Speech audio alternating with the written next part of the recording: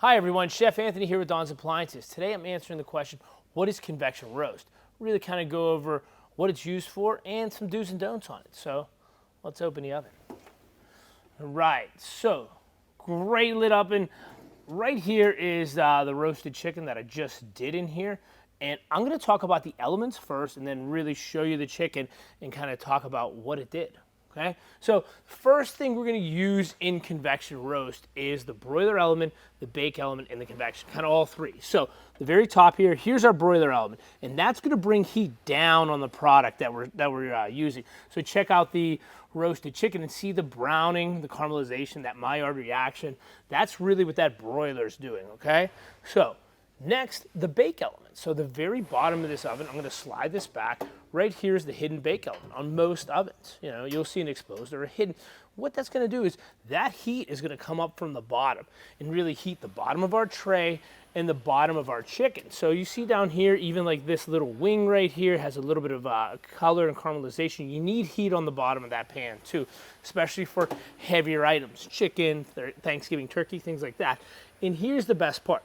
The third heat source, the convection fan, which is straight in the back at eye level of the product too, you know, which I'll touch on that do's and don'ts later. But that fan is really pushing that air and circulating it all around the oven cavity and, you know, the product that we're cooking. That's why if we look at this roasted chicken, it's even golden brown from edge to edge. That's what that convection fan does. That's what separates these regular roast setting from convection roast. We're really seeing top performing pieces, restaurant style quality items with that golden brown and, you know, that juicy interior that it sears and it's really keeping all of that juice in. So I have it on this middle rack right here because this is a smaller chicken. Some of the like do's and don'ts are, you know, where to place it in your oven. I hear that all the time. Customers always ask me, Chef, how do I do that? For a smaller, like single roasted chicken, things like that, you want to be eye level with the convection fan in the back. I call it the sweet spot. So, you know, we're right there. And there's going to be an even heat distribution. Obviously, if we were doing like the 27-pound Thanksgiving turkey or the big holiday Christmas ham, we're going to run out of space. We're going to hit the top, and we don't want it to hit the broiler element. We don't want to get too close to the broiler element. That's why I would forego this middle rack and use our very bottom rack right here. I would put it down one level or two levels, depending on that. So think about that because that's a huge piece. Because if we have it obviously too close to the broiler, it's going to brown too fast and we're not going to get proper heat on the bottom. And then the convection fan is really going to skip over. We want the convection fan to receive that direct air on the product to really make sure and ensure it browns it from edge to edge. So think about that. That's another don't, you know, things like that.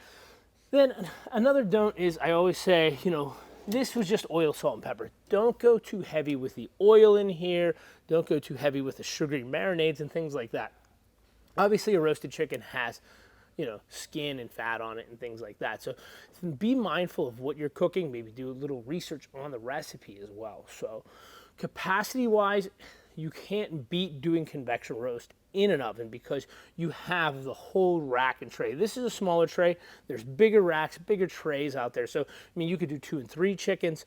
You could do a nice big ham. You know, the possibilities are endless. So you're not going to be short on power or performance in this one. Okay, so think about that. Another alternative, you could use a roast probe if your model calls for a roast probe, but it's really going to use that convection roast and make sure your internal temps where you need to be. Okay? All right, let's cut in on that. Last don't would be converting from a regular bake time. So let's hit that. Converting is a don't, or make sure you do that. And then let's talk about exactly what foods you would use this for. And then finish it. How was that audio for the first bit? Fine. Okay. It's fine. Okay. Yeah. The last don't we would be talking about would be converting your recipe for convection. And we talk about this a lot of the times.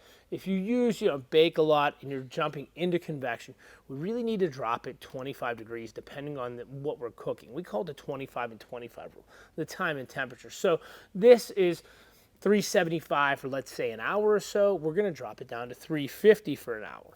If it's an extended cook or anything over an hour and a half, we still keep the same time, but we're going to take about 25 minutes off the back end.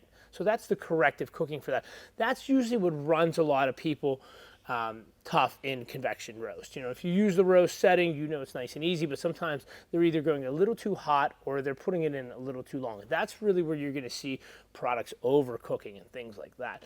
For convection roast, I like to say, hey, roasted cuts. Roast is in there. So think about, your chuck roast. Think about Thanksgiving turkey. Think about chickens. Think about holiday ham. Anything you think needs browning on the top, heat from the bottom, and convection to fly all the way through it. Okay, think about that.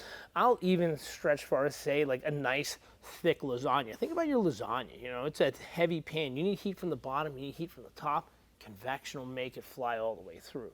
So think about those heavy roasted items that you normally make. Tenderloin of beef, prime rib, those are all classics that, really receive the best and proper care in your oven on convection. So I'm going to close the oven door, hopefully eat some chicken, and I hope this helps you understand what convection roast is, the uses for it, and some of the do's and don'ts. Thank you so much.